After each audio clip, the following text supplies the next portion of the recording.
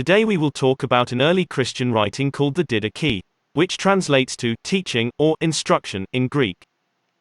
Before we can survey the contents of this work, we have to look at its background. This work is very interesting and important because it is one of the earliest post-apostolic Christian writings. It is believed to have been composed between 100 AD and 150 AD. Though it was written at such an early time, its contents were practically unknown until 1883, when a Greek Orthodox metropolitan published it. Though it was buried for so long, we should remember that it was influential in the early church. It was influential to such an extent that some early church writers such as Eusebius and Athanasius had to stress that the Didache is not canonical, but apocryphal. Before we proceed to consider its structure and contents, we should keep in mind that its focus is not on doctrine and theology as its title may suggest, but on morals. Johannes Quaison described the work in the following manner. He wrote, "The Didache, as a whole, is not a coherent product, but rather an artless compilation of existing texts. It is little more than a collection of ecclesiastical regulations which had been in use for some time and had thereby acquired the force of law. In regard to the structure, the work has 16 chapters and 2 main divisions. The first division consists of chapters 1 through 10. These chapters deal with liturgical instructions, such as the instruction of those preparing to be baptized, how baptism is to be performed, and so on. The second division consists of chapter 11 through 15.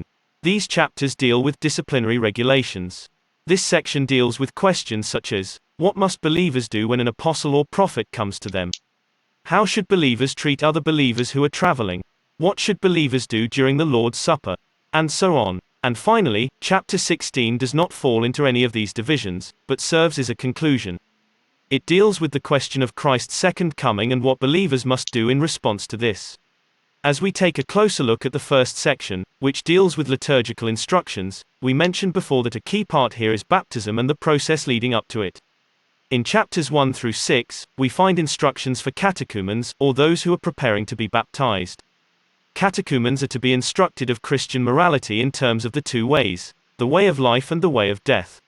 In the first chapter, the author of this work describes the 2 ways. He writes, "There are 2 ways, one of life and one of death, and there is a great difference between the 2 ways. The way of life is this: first, you shall love the God who made you. Secondly, your neighbor as yourself. Do not do to another what you do not wish done to yourself." Once we get to chapter 7, we receive detailed instructions about how baptism is to be performed. In 7.1, it is said that baptism needs to be performed in the name of the Father and of the Son and of the Holy Spirit. In 7.1, we also see that baptism is preferably conducted with living water. That is, water flowing in a river or from a spring. However, in 7.3, it is mentioned that in the absence of living water, baptism can be performed with water being poured on the head 3 times. Finally, in 7.4, it is said that the one baptizing and the one being baptized are required to fast before the baptism.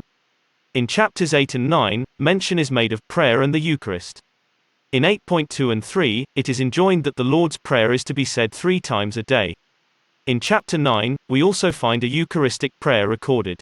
In 9.2, a prayer concerning the cup is recorded, and in 9.3 and 4 a prayer concerning the bread is also recorded. Finally, in 9.5 and 10.6 it is mentioned that only the baptized and converted can partake of the Lord's Supper.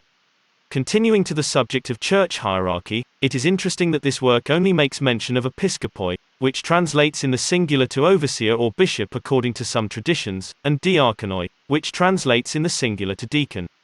No mention is made of presbyters. It is also unique to this work that great emphasis and honor is given to prophets. It would be useful to focus briefly on the honor ascribed to prophets in this work. In 13.3 it is clear that prophets have an important role where they are called high priests. In 13.3 through 7, it is commanded that tithes of practically everything, from produce to clothing, should be given to a prophet. Finally, in 11.7 and 11, it is said that they cannot be evaluated or judged. As we finish this brief survey of the Didache, it should be noted that the work ends on an eschatological note. The end times are described concisely and yet in a rich, descriptive manner. In 16.3, it is said that false prophets and corrupters will be multiplied in the last days. In 16.4, it is described how the deceiver of the world will arise, who will perform signs and wonders. Humanity will experience a fiery trial according to 16.5. The resurrection of saints is described in 16.6 and 7. This resurrection will first consist of only saints, since in 16.8 it is clear that the world will see Christ coming on the clouds.